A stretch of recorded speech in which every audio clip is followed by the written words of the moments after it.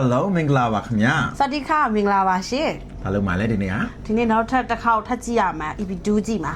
Okay ဟုတ်ပြီနောက်ဆို Messy Girls ဇလန်ရဲ့အပိုင်းနှစ်ပေါ့နော် episode 2ကနေပြီးတော့ဒီ video react ပြန်လုပ်ပြီးရခါမှာ ဆက်ရကြတော့ထိုင်းလို့ ကျွန်တော်တို့အင်္ဂလိပ်လိုသင်ပေးတော့မှာဖြစ်ပါတယ်ကဲဒါဆိုရင်စကြည့်လိုက်ကြရအောင် လာကြည့်ကြမယ်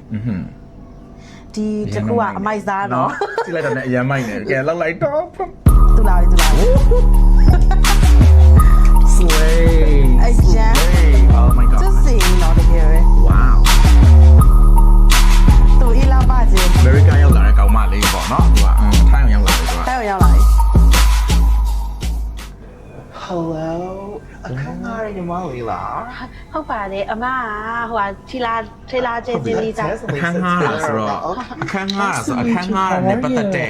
တင်ယူစရာလေးကိုပြောပြလိုက်မယ်ပေါ့နော်အဲ့တော့ပထမဦးဆုံးပါလဲဆိုတော့ Jason Lisa Taylor ကတော့အခန်းငှားနေမှာပေါ့နော်အဲ့တော့အခန်းငှားနေမဲ့သူじゃ English လို့ပြောခေါ်လဲဆိုတော့ tenant ပေါ့နော်တော့ကျတော့ငှားနေတဲ့သူ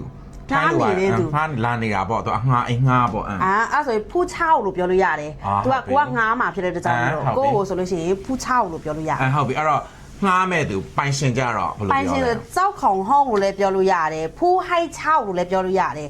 ဟိုက်ဆိုတာကြောက်ပြီးတာ6ဆိုတာကျတော့ငားတာပေါ့အဲ့လိုမျိုးအခန်းငားတာငားနေမဲ့သူဖူးဟိုက်ငားပေးမဲ့သူလားငားပေးပိုင်ရှင်โอเคပိုင်ရှင်ဆိုလို့ရှိရင်အစနာပြောတယ်လို့ပဲကြောက်ခေါင်နောက်တစ်ခုကကြတော့ဖူးဟိုက်ချောက်လို့ပြောလို့ရတယ်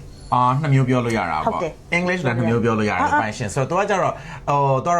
ယောက်ျားမိန်းမခွဲလိုက်တဲ့သဘောမျိုးပေါ့နော်ဆိုတော့ landlord နဲ့ landlady ပေါ့ဆိုတော့အငားတဲ့ landlord ကကြအမျိုးသားကိုပြောတယ်ဒါပေမဲ့ landlady ကကြအိမ်ပိုင်ရှင်အမျိုးသမီးပေါ့ဒါပေမဲ့အခုခက်မှာကြတိတ်ပြီးတော့အမျိုးသားမျိုးသမီးတွေပြီးခွဲပြောတာဖြစ်တော့ landlord ကိုပဲအလွယ်တကူသုံးလိုက်တာပေါ့နော်ဟုတ်ပြီနော်ဆိုတော့ပြီးကြတဲ့ခါကျရင်အိမ်ငားရင်ထုံးစံရဆိုရင်ထိုင်းနိုင်ငံမှာလည်းစီးမြင့်ရှိရမလားဗာလဲစာချုပ်ချုပ်တာတို့ deposit ပေးတာ deposit ပေါ့နော်ဟုတ်ပြီနော်ခုနပြောလိုက်တဲ့စကားလုံးလေးပဲ deposit ပေါ့နော် deposit ကကြတော့နေအောင်မြန်မာလို့ပြောရမယ်စက်ရန်လို့ခေါ်ရလားစပွန်ငွေလားစပွန်ငွေလို့ခေါ်တာ deposit က deposit ပေါ့ထိုင်းလိုကကြတော့ထိုင်းလိုဆိုရင်မတ်จำလို့ပြောတယ်เงินมัดจำเราကြိုတင်ပေးထားတဲ့ပတ်စံပေါ့အဲ့ဒီဇယံလို့လည်းပြောပြရတယ်နော်ဟုတ်ပြီအဲ့တော့စာချုပ်ကြတော့စာချုပ်ဆိုရင်สัญญาสัญญาဒါပေမဲ့အဲ့နေရာမှာဆိုလို့ရှိရင်စာချုပ်အခန်းငါးစာချုပ်တို့ဘာလို့ဆိုလို့ရှိရင် तू ကကြတော့สัญญาเช่า6ဆိုတာငါสัญญาစာချုပ်ငါစာချုပ်ဟုတ်ပြီအဲ့ဆိုရင်สัญญา6လို့ခေါ်တယ်ဟုတ်ပြီဆိုတော့ထိုင်းမှာကြတော့sorry အင်္ဂလိပ်မှာကြတော့ပေါ့နော်နော်တင်နေအရန်မဲနော်ဆိုတော့ဗာလဲအင်္ဂလိပ်မှာကြတော့သွားလို့မြေငှားတဲ့စာချုပ်ပေါ့အဲ့ဒါမျိုးသွား lease လို့ခေါ်တယ် LEASE lease ပေါ့နော်ဆိုတော့အနောက်မှာ agreement ထည့်ပြီးပြောလဲရတယ် lease agreement လည်းပြောလို့ရတယ်ပြီးကြရင်ငှားရမ်းတာ rental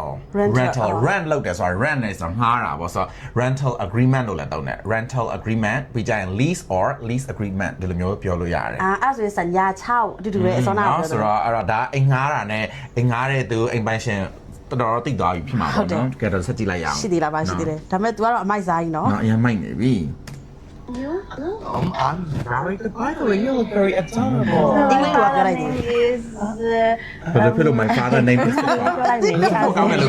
adorable โอเค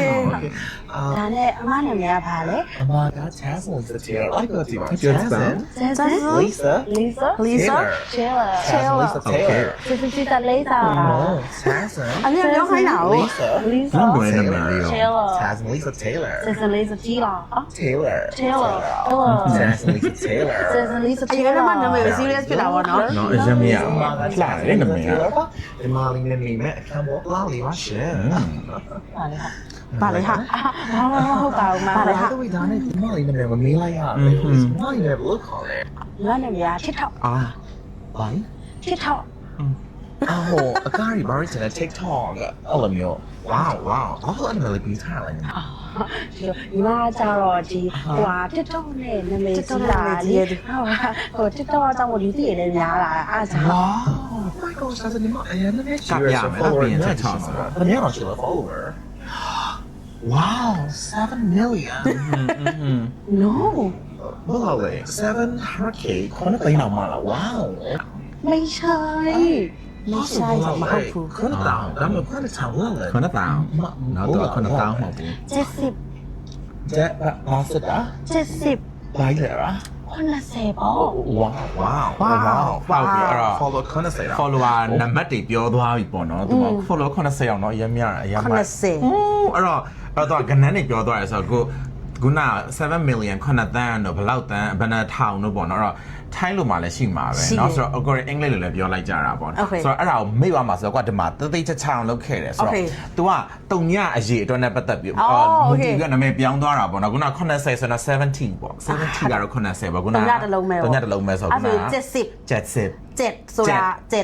ကျက် ဆိုတာကကြတော့နံပါတ်9ကိုပြောတာ ဟုတ်ပြီ 10ဆိုတာကြောင့်10ကဏ္ဍကိုပြောတာ ဟုတ်ပြီအဲ့တော့10ဆိုရင်နောက်မှာ10ကိုထည့်လိုက်ရုံပဲ ဟုတ်တယ် ဟုတ်တယ်20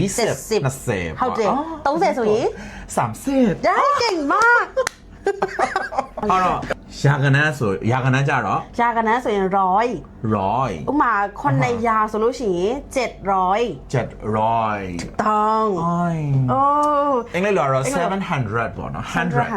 700အခုနေရပြီးရင်ခု10ရာထော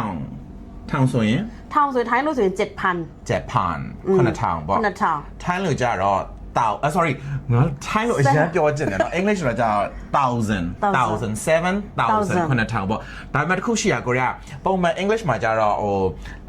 casually ပေါ့နော်နေ့စဉ်ပြောနေတဲ့ခါကျရင်1000အစားပါအလွယ်တကူသုံးလိုက်လဲဆိုတော့ k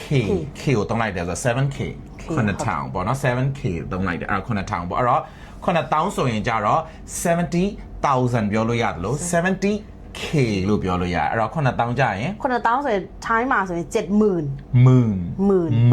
ต้อง70,000ส่วนคนละต้อง ခုနတောင်းတောင်းပြီးတော့ เตย တိန်အဲ့တော့ထိုင်းလိုရင်ပြောလိုက်တိန်ကြတော့ 700,000 စန် ถูกต้อง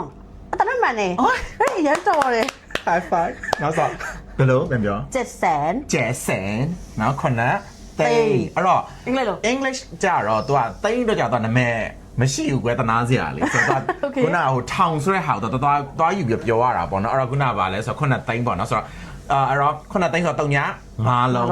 ဆိုတော့3လုံး तू ကထောင်1000ယူပြီးတော့အရှိရနှလုံးကြတော့ယာယူလိုက်တယ်ဆိုတော့700,000ဒါမှမဟုတ်ရင်700k လို့တုံးကြတယ်ဒါပေမဲ့ကိုရီးယားနိုင်ငံမှာတုံးတဲ့ဟာတစ်ခုရှိတယ်7 lakh ဆိုပြီးတော့ LKH lakh ဆိုပြီးတုံးတာရှိတယ်7 lakh ဒါပေမဲ့7 lakh က9သိန်းဟုတ်တယ်ဒါပေမဲ့ तू ကကြတော့ western ဒီ English standard English မှာတုံးမတုံး lakh ဆိုတာက तू က Indian ဒီနံပါတ်နဲ့ပတ်သက်ပြီးတော့အိန္ဒိယပေါ့နော်အိန္ဒိယနိုင်ငံရဲ့အတုံးနှုန်း7 lakh ဆိုတာကပုံမှန်အားဖြင့် internationally သုံးတဲ့ဒီ worldwide သုံးနေတဲ့ standard English မှာကျတော့7 lakh ဆိုတဲ့သိန်းဆိုတာမသုံးကွာဆိုတော့ခုနသိန်းလို့ပြောချင် 700k ဒါမှမဟုတ်700,000 အဲ့လိုမျိုးပြောလိုက်တယ်ဒါကခုနသိန်းเนาะဆိုတော့ပြီးရင်တန်းကြတော့ဘယ်လောက်လဲ တန်းဆိုရင်ล้านလို့သုံးတယ်ล้านအဲ့ဆိုလို့ရှိရင်7ล้าน 7ล้านခုနတန်းပေါ့နော်ခုနတန်း 7ล้าน ဆိုတော့မြန်မာခုနတန်းဆိုရင်ကိုရမြန်မာလိုဆိုတဲ့390လို့ပြောကြအဲ့လိုမျိုးရှိတော့ English မှာလည်းမျိုးရှိတယ်နေ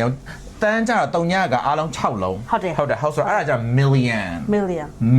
ပေါ့နော်ဒါပေမဲ့390လို့ English လို့ပြောလားမပြောလားကိုသိတော့မသိဘူး ထိုင်လို့ဆိုရင်မပြောဘူးထိုင်လို့ဆိုရင်မပြော ဟုတ်ပြီ ခုနှစ်တန်းဆိုခုနှစ်တန်းလို့ပဲပြောလိုက်တာဒါပေမဲ့အဲ့ဒါကကြောက်လေတို့မြန်မာလိုဆိုလို့ရှိရင်80ပေါ့80ပဲပြောတာဟုတ်တယ် ဆိုတော့ဟုတ်တယ် English မှာလည်းတိတ်တော့3နေ3တာပြီဒါပေမဲ့ပြီးကြမှာတန်းကနန်းမှာတို့ကဟို10တန်းဖြစ်သွားတဲ့ခါကျမှ10 million ဖြစ်သွားတယ်တန်းတရာဆို100 million အဲ့လိုဖြစ်သွားတယ် ဟုတ် ပေါ့ တယ် နော် အဲ့လိုပဲထိုင်းလည်းအဲ့လိုပဲသူကတန်းနဲ့ပဲဆုံးသွားတာတန်းနဲ့ပဲဆုံးသွားဥမာ10တန်းဆိုလို့ရှိရင်10တန်းလို့ပဲသူကပြောတာအဲ့ဆိုရင်ဟိုဟာပေါ့10သိန်းကို10ခုအဲ့လိုမျိုးဆိုလို့ရှိရင်10တန်းဆိုတော့အဲ့ဒါ English နဲ့တော့နီးစပ်တယ်เนาะတူတယ်ပြီးကြရင်တုံည6လုံးပြီးရင်တော့လေမှာစိတ်ဝင်စားကြတုံည6လုံးတုံည6လုံးဆိုရင်ဒါ billion ဖြစ်သွားပြီ โอเค billion မြန်မာလိုတော့ဘယ်လိုခေါ်လဲမသိဘူးလားဂဒေเนาะဂဒေမဟုတ်ဘူးနဲ့တူတယ်တန်းပြီးရင်ဂဒေက I don't know ဆိုတော့အင်္ဂလိပ်လိုမှတ်လိုက်ပေါ့ကွာတုံည6လုံးဆိုရင် billion ဆိုတော့7 billion ဆို9 billion အဲ့မှာလည်းကိုလည်းမသိဘူးထိုင်းဆိုရင်မရှိတော့ဘူး तू อ่ะဆိုလို့ရှိရင်တန်း80ခုနအရှိရဟာကိုပဲ10တို့ရာတို့ထောင်တို့ဒါပေမဲ့မြန်မာလည်းအဲ့လိုပဲလေနော်ဆိုတော့ဂဒေဂဒေ80တို့ဘာလို့လို့ပြောလိုက်ကြတာเนาะဆိုမြန်မာလိုပဲရှိရ English မှာကြတော့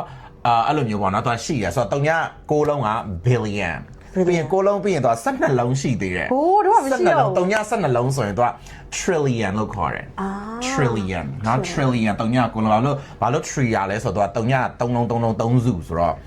trillion လို့ခေါ်တာပေါ့နော် trillion က trillion ညီမလုံးသိကိုလည်းအဲ့နောက်ဆုံးတစ်ခုကြာရရှိသေးတယ်3ည15လုံး အိုး 3ည15လုံး3ည15လုံးလို့ခေါ်ဆိုတော့ကိုလည်းအတန်တော့ကအမြဲမှားတယ်သူอ่ะဆိုတော့ quadrillion ပေါ့နော်မှားတယ်လည်းပြောပြပြောအဲ့အတန်နဲ့လေးထွက်ရကိုတော့ကိုရီးယားတိတ်မတုံးတော့ဘူးလေ တခြားသူတီးတဲ့ဟာတွေလည်းရှင်အောက်မှာ အဲ့လိုလည်းမချမ်းသာနေပြီလေနော်ဆိုတော့အဲ့လိုလည်းမချမ်းသာနေဆိုတော့ quadrillion တို့ trillion တို့ billion တို့ million တို့ဆိုတော့ကိုနဲ့သက်ဆိုင်တဲ့စကားလုံးတွေမဟုတ်ဘူးညီမလေးငါအဲ့ရမွေး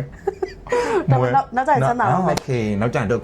quadrillionary ဖြစ်မှာနော်ဆိုတော့အခုနတစ်ဆက်တည်းပြပြလိုက်အောင်အဲ့တော့အဲ့ဒီတန်းကျွယ်ပိုင်းတထေးဆိုရင် million မှာ ner ထည့်လိုက် millionaire billionaire trillionaire တို့ရ quadrillionaire ဖြစ်မှာ နော်ဘယ်တော့လဲ now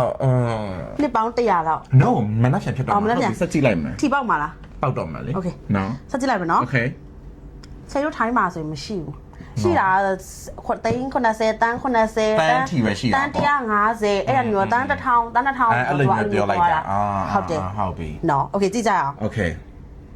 ကြောက်စရာ More like အတို့ညီလေးအဲ့ Yeah, yeah, don't lie. တို့ညီလာလူတောက်တယ် အဲ့လိုပဲလုပ်နေတာလေအဲ့လိုကုန်းစင်တက်ရတယ်ညီမ ကားဒီဘာတွေရောတင်ကြလားတင်ပေးလို့ရတယ်တင်ကြလား ဗီဒီယိုမှာမတင်ချင်ပြမာရတင်ချင်တယ် Okay အဲ့ဒါတင်ပေးမယ် Okay ဟုတ်ပြီအဲ့ဆိုရလိုက်တော့ Okay